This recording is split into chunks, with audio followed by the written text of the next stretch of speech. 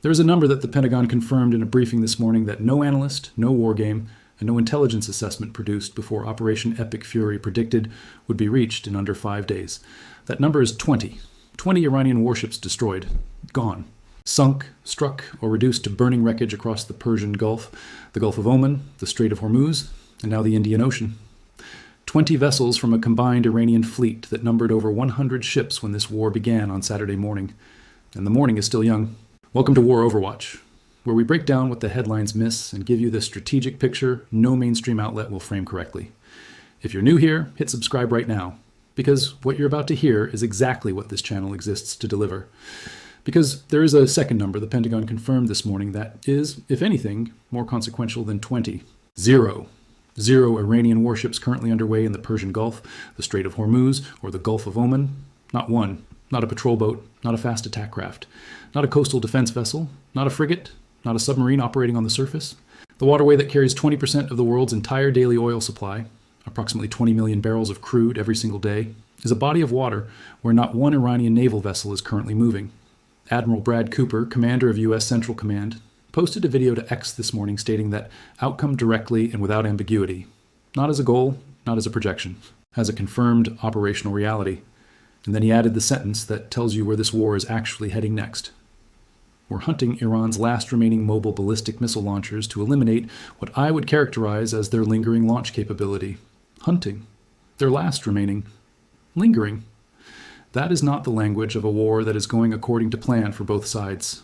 That is the language of a systematic elimination campaign, and Iran knows it, which is why understanding what Iran is planning next is not a question of speculation.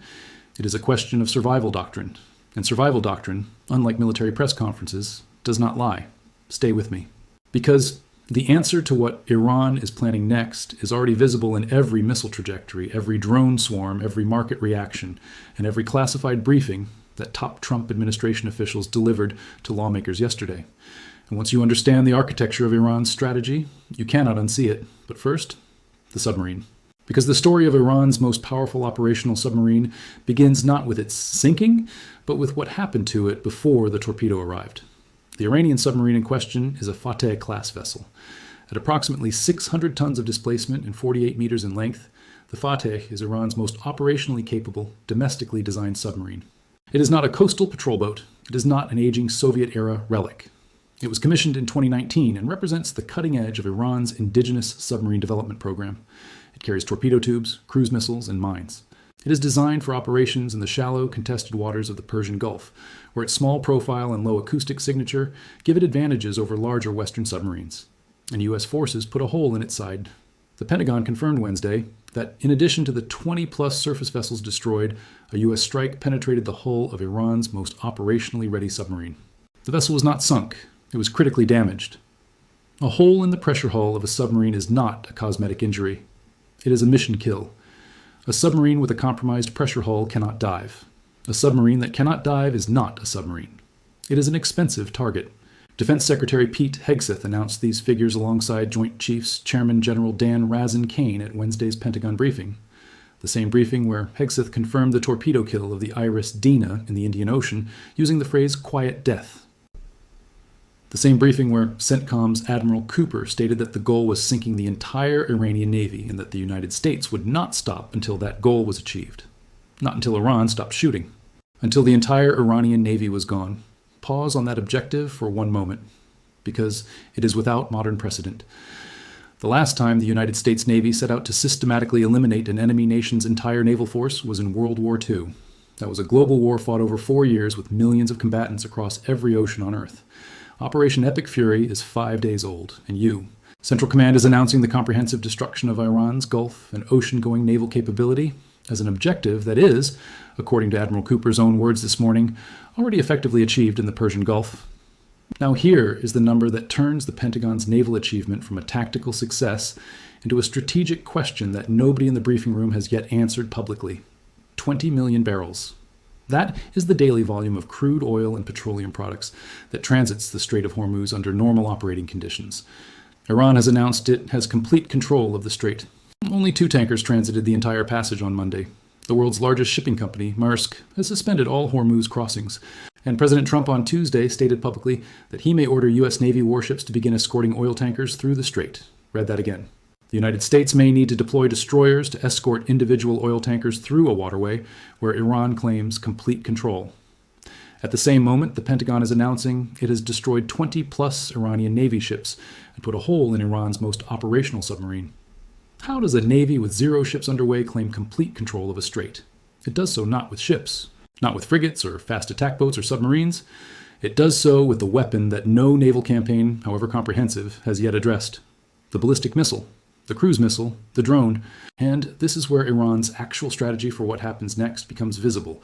Not in Tehran's public statements, not in IRGC announcements, but in the academic and intelligence analysis that explains the logic behind every Iranian military decision since February 28th.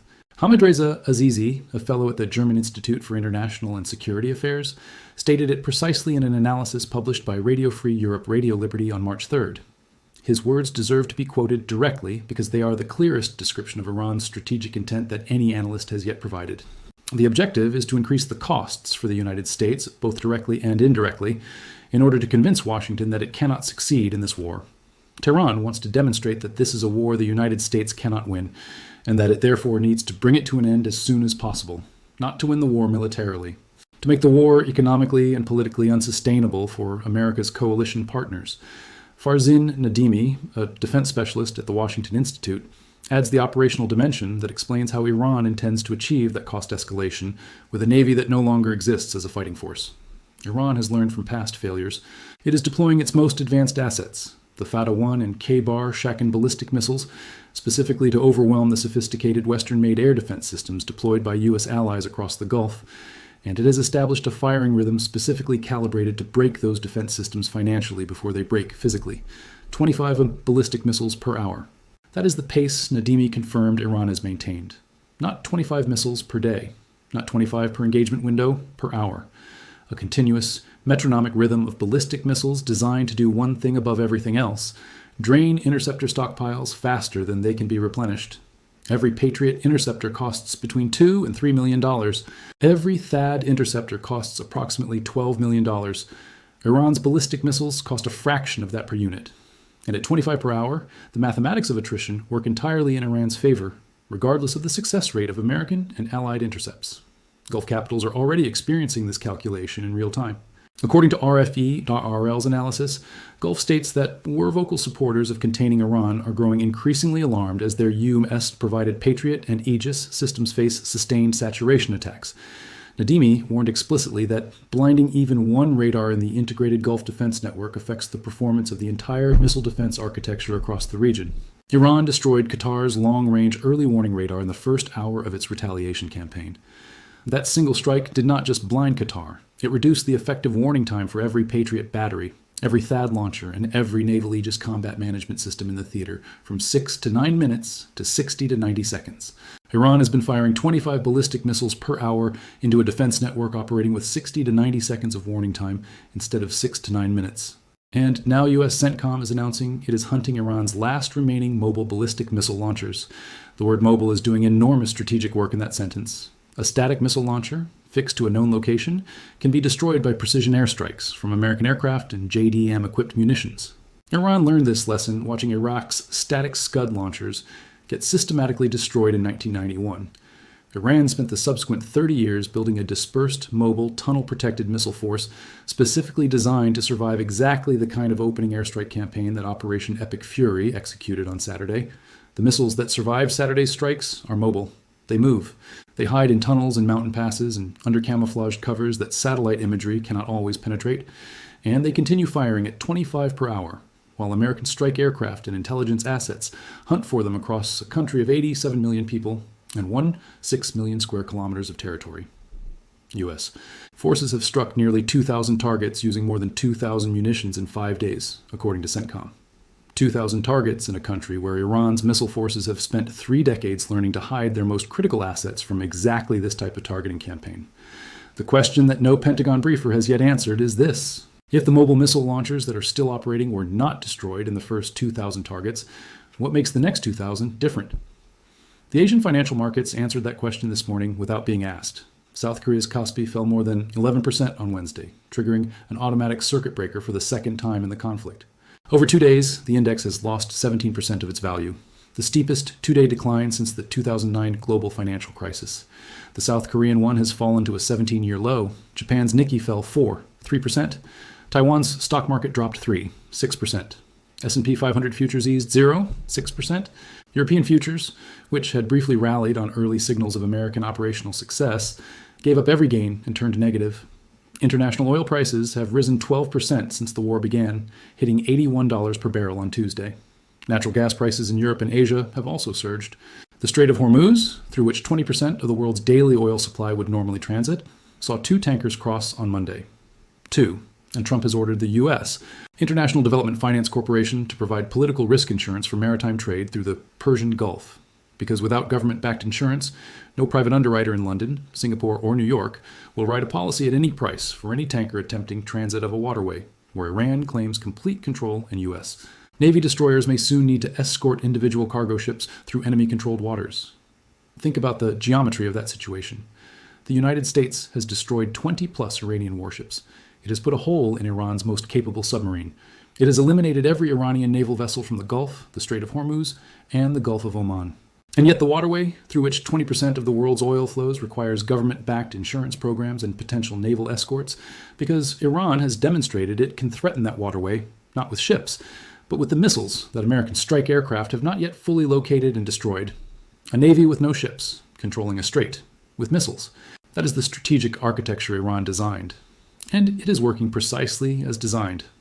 Now here is what the classified briefings delivered to U.S. lawmakers yesterday tell you about what comes next. Not from leaks, but from the public statements made by officials who have seen those briefings. Top Trump administration officials told Congress to expect an overwhelming and bigger wave of military strikes on Iran in the coming days, according to NBC News. New attacks struck Tehran Wednesday morning, targeting Iran's security forces. Israel launched what it described as broad-scale strikes on Iranian regime targets in Tehran in the early hours of Wednesday, with Iranian state media reporting explosions in East Tehran and smoke visible across the skyline. And Israel confirmed Wednesday that its F-35I fighter jet shot down an Iranian Air Force Yak-130 combat trainer over Tehran, the first air-to-air kill of a manned aircraft by an F-35 in the history of aviation. The Iranian military is now losing aircraft over its own capital city. Israel also announced the killing of Davoud Alizadeh, the highest-ranking commander of Iran's Quds Force, the IRGC unit responsible for managing Iran's relationships with Hezbollah, Hamas, the Houthis, and every other regional proxy group that Iran has spent 40 years cultivating and arming. Alizadeh was described as the commander responsible for Iranian activity in Lebanon. He was responsible for the chain of command that activated Hezbollah in every previous conflict. He was the operational nerve center of Iran's proxy network. He is now dead, killed in an Israeli strike this morning. The IDF followed that announcement with a 24-hour ultimatum to Iranian operatives in Lebanon. Leave or be targeted wherever you are found. There will be no safe haven for representatives of the Iranian regime in Lebanon, the IDF statement read, no safe haven. In Lebanon, where Iran has invested 40 years, billions of dollars, and tens of thousands of missiles in building a strategic buffer that was supposed to deter exactly the kind of comprehensive strike campaign that Operation Epic Fury represents. And now Iran's supreme leader is dead. His body is being prepared for a 3-day public farewell at Tehran's Imam Khomeini Mosque, with a formal mourning period spanning 40 days. Iran's ruling clerics are simultaneously selecting a new supreme leader, a process that Iran's Foreign Minister Abbas Araghchi said could be completed within days, while the country's military continues firing 25 ballistic missiles per hour at American bases and allied cities across 9 countries. That dual-track capacity, selecting a supreme leader and conducting sustained multi-wave military operations simultaneously, without pause, without structural collapse, is the single empirical fact that disproves the central assumption on which the 4 to 5 day plan was built. The plan assumed that killing Khamenei would produce a power vacuum. It has not produced a power vacuum.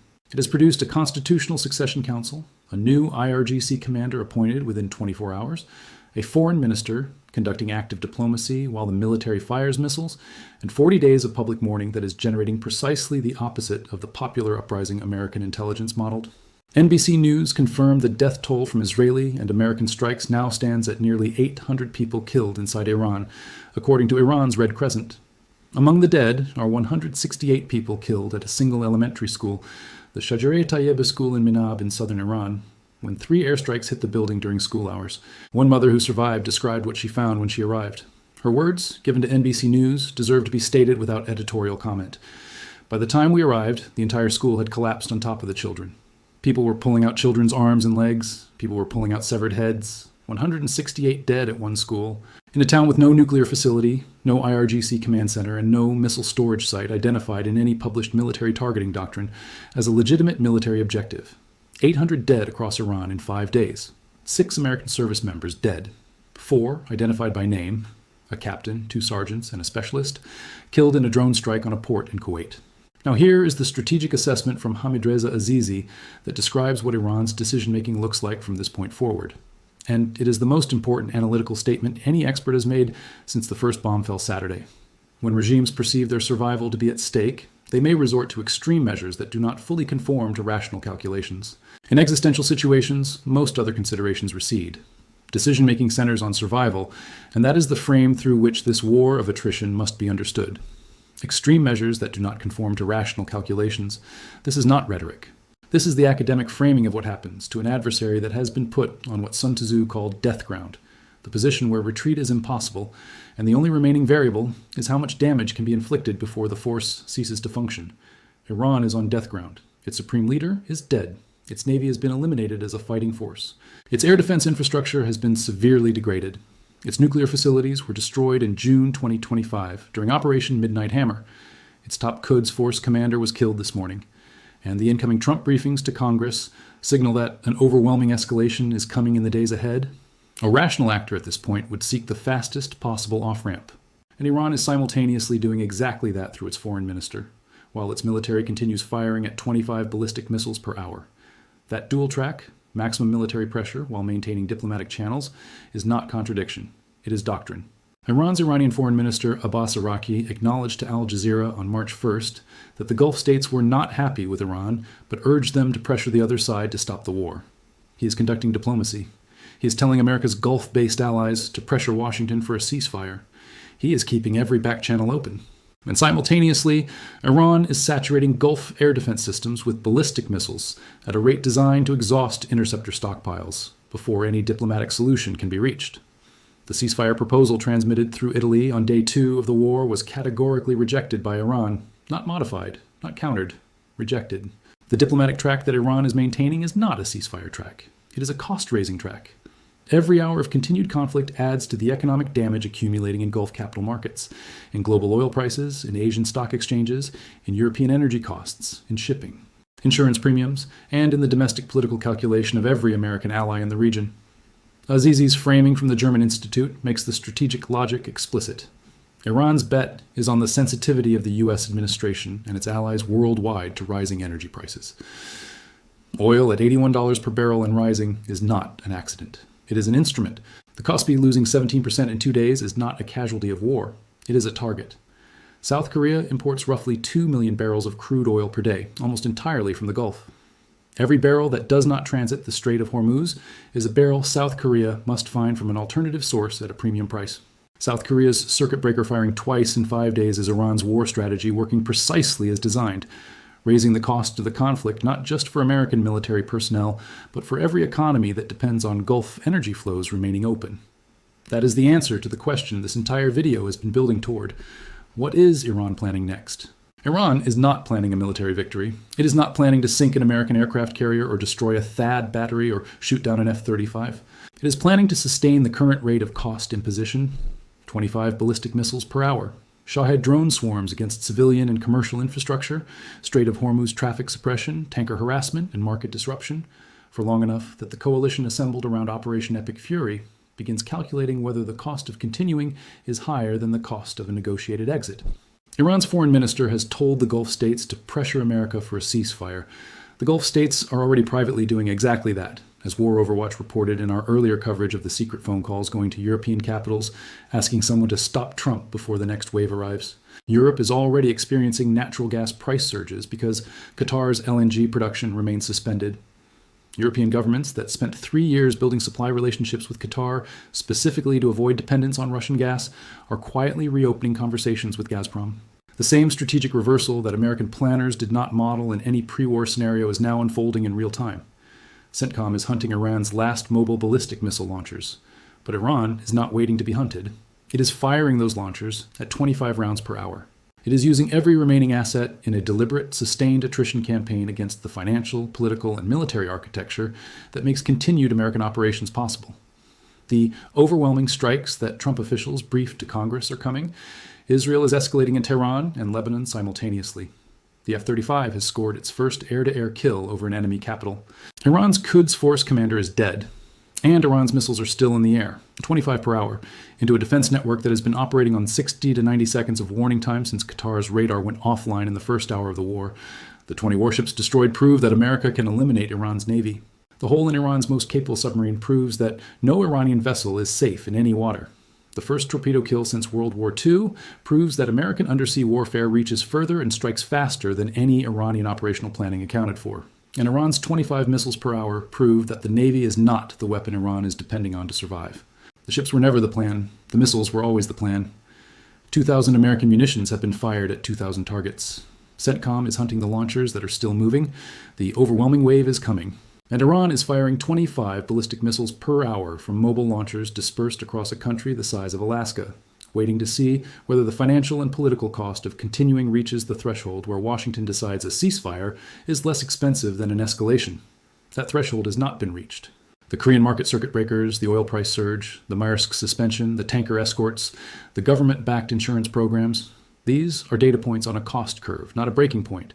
But every hour of 25 missiles per hour adds to the curve. And the curve only bends in one of two directions. Either CENTCOM locates and destroys Iran's last mobile launchers before the curve reaches the coalition's breaking point, or the curve reaches the breaking point before the launchers are found. That is the war Iran is fighting. Not the war the 4 to 5 day plan described.